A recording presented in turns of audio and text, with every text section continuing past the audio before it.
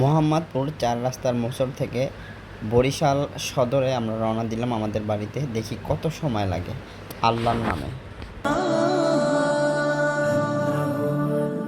আল্লাহু আল্লাহু তুমি জাল্লে জালালুহু।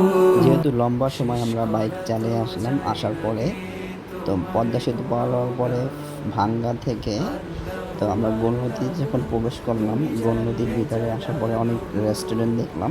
তো এখানে আমরা কিছু নাস্তা করলাম, নাস্তা করার পরে এখান থেকে আবার বের হলাম। আলহামদুলিল্লাহ খুব ভালোই লাগলো মাঝখানে।